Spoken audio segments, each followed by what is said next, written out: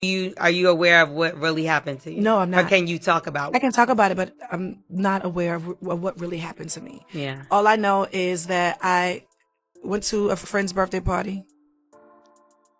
I gave a friend a birthday party. Hello. You thought was your friend. Well, we ain't even gonna touch on it. Yeah. I came home like I would normally do. Tell you something, your lawyers are about to have a whole lot to handle. I told you once and I'm gonna tell you again, I'm not one of these new bitches to doing this, baby. I'm 14 years in, been sued by some of the best. Okay, check my lawsuit record. Stayed in court with Sheree, stayed in court with Chris Stokes, stayed in court with XYZ Company, stayed in court with Music Company.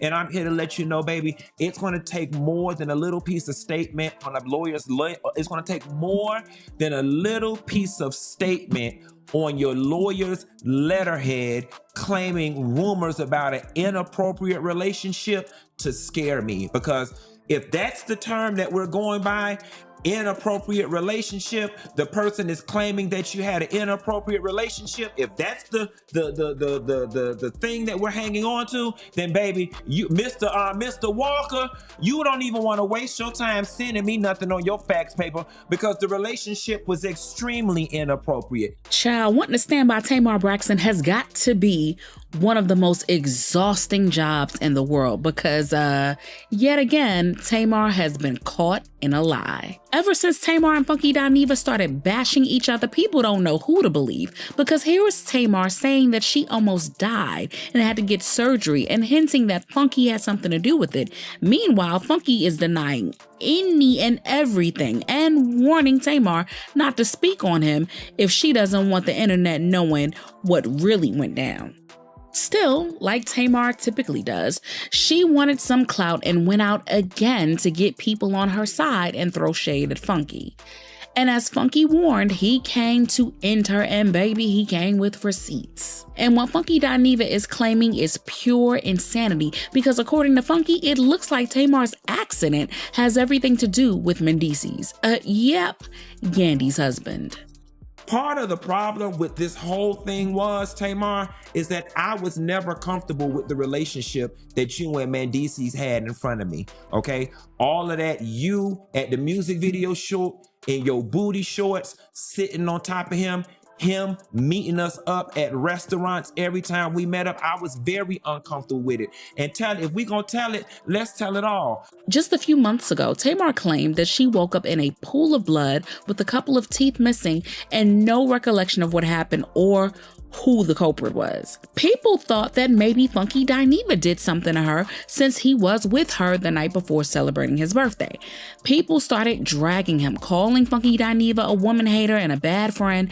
And when he had asked Tamar to address it and tell people to leave him alone, she didn't because Tamar always likes the attention, whether it's positive or negative. In her opinion, there's no such thing as bad press. Funky defended himself and he said that he knew nothing about what happened to that lady that night. I want to know what all the hell going on, bitch. I want to know what's going on too, bitch, okay? The lady got on the internet and said she almost died. Now listen, let me just go ahead and get this out the way, okay? Before we even get to the top of the show, I don't know what happened to the lady. Okay, for those of y'all that know, I'm talking about Tamar Braxton. I don't know what happened to the lady. But Tamar was basically treating Funky as if he was a bump in the road of her media attention. She kept throwing shade at him and insisting that she didn't need him for anything, while confirming that something did happen to her that night and that whatever happened to her required surgery. I want him to tell his own story. You know, I don't really like telling people's story. You should ask Mendeecees. Baby, Funky warned her again and again and again that if she didn't want the world to know the type of tea that he really had on her, that she needed to speak up and defend him because he wasn't someone that was going to run from a fight. All I was asking was for you to go back to your stories and put, Funky Dineva didn't do anything to me, guys. I was resting. I should have said something earlier. That was all you had to do and it could have been done with on my end. Even in this very moment, that was all you had to do and it could have been done. But apparently Tamar wanted to call Funky's bluff because maybe she thought that he was going to roll over and just let her have her way because she still brought up the issue months later after it stopped being a thing.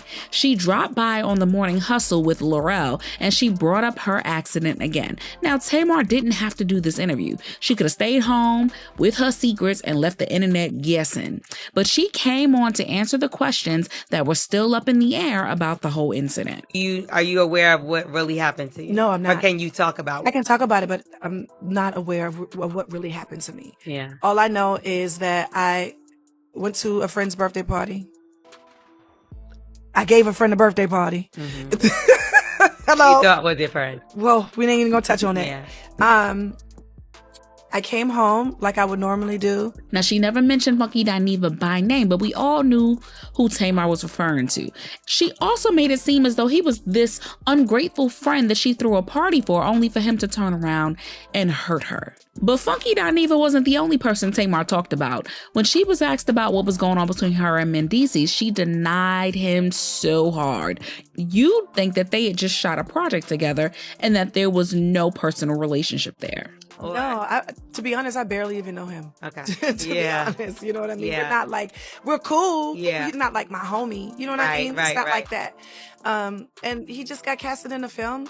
And did she really say that she didn't know Mendeecees like that, yet got him to do a music video with her? When the interview dropped, people were already warning Tamar that Funky wasn't going to like the way she spoke on him and that she shouldn't play victim when he pops off on her.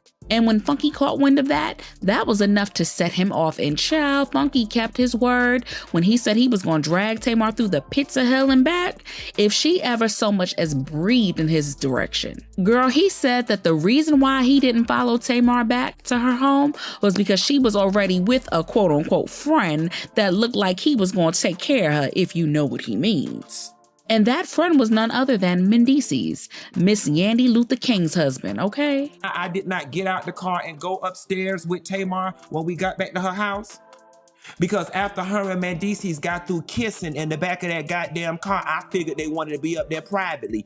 That is why when we got dropped off at Tamar's house, I did not go upstairs. I got in my damn car and went home because you was sitting on his lap in that goddamn Uber and y'all ass was kissing, okay? And the shit made me damn uncomfortable. Apparently, Mendeecees and Tay were together the whole night and just stayed separate so that the cameras wouldn't catch them looking too comfortable with each other. But everyone around the V12 knew that they were together, and once the camera stopped rolling, the two of them were all over each other right in front of Funky. Tamar said that she didn't know that man, yet they kept making out the whole way to her house and eventually got together while Funky went home. But here's where things really get a little funny, because according to Funky, it wasn't only Tamar and Mendeecees that went back to her house. There was a third guy as well, and this was the same person that Tamar claimed found her unconscious. But Funky is saying that that man didn't just find her unconscious, and that this unnamed guy and Mendeecees might have left her that way when something went terribly wrong. If anybody know who happened and what happened to your damn teeth, it's Mendeecees and his best friend, because they was the ones who went upstairs with you. Now, I don't know whether they was fucking your ass from the back and ran your head through the headboard or what, okay? But if anybody need to be investigated on what happened to you in your damn teeth, it need to be Mendeecees and his friend, because that's who went upstairs with you. Now, speculations are running wild that the three of them got freaky together and things went south, which left Tamar injured. Some are saying that Mendeecees jumped her, and at this point, only Mendeecees and the other guy can confirm what actually happened. About the whole thing was the fact that you don't get to go around and create media shitstorms that involve other people without their permission. That whole, my teeth fell out and I don't know what happened. Tamar, like, sis. And then you had that Spanish lady make that video down in Miami lying. There is nobody who had the amount of mouth trauma that you had that healed that quickly. Now, apparently Tamar has lawyered up against Funky and put out her own statement. She claimed that the rumors don't just affect her, but also the families involved, and that it's been hurtful to see the things being said about her online. She also made it clear that if the rumors kept going, then someone was going to have to take responsibility, and that we may see Tamar take Funky to court if he speaks on her again. But child, if you know anything about Funky, he is not letting this one go. After her statement came out, he came for Tamar yet again and said straight up that she's got to do more than that if she really wants to scare him. And I knew that this is how you was gonna play it. So now we finna take it all the way back to the very beginning. I knew this was how you was gonna play it. And let's be very clear here. If y'all remember when the situation first broke, and about the whole mouth stuff, and I said, and the only reason you dropped that video is because, and I said, I ain't gonna do it to you. Y'all remember that? I said, and the only reason you dropped that music video real quick like this was because, and I said, I ain't even gonna do it. The reason you dropped that music video as quickly as you did is because people had spotted y'all ass, okay? Inappropriate relationship. Well, you tell me, Tamar, if it's appropriate or inappropriate when we're sitting at Roof Chris and he's rubbing in between your thighs, in between your dress. And maybe this time around, Tamar has to just admit that she picked a fight that she can't win, because Funky is not afraid of a lawsuit. If anything, he's waiting for her to bring it so that he can lay her out for once and for all. You know, me and her are just getting to know each other, and she got this stuff going on with Mendeecees, and she know I'm a YouTuber, and she know I'm a blogger, and I'm curious to know if she's doing all of this because she want me to go tell it. You know what I'm saying? And now that I look back at all of it, I really do feel like it was a scheme that you set up to put me in this position to do it. And I know it's easy to say that Funky Dineva is lying or making things up or trying to throw her under the bus, but the way that he addressed things with a sorta I'm putting up with this BS attitude showed that he was not lying no matter what people thought of him afterwards. Tamar, you gonna sit up in my face?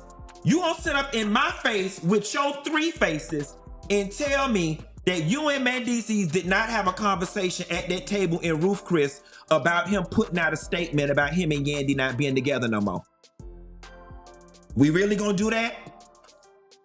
And he said he did a version of the letter on ChatGPT. And then you started laughing back and was like, no, you gotta go back and rewrite it to kind of make it sound like it's you. We gonna say that didn't happen? We gonna say that didn't happen. We gonna sit up here and say, after he was digging in between your thighs at that Roof Chris, and he got up and went to the bathroom, that the conversation was, y'all, I can't. He's just my friend. He's just my friend. I can't. I mean, and then I said, Tamar, ain't he married?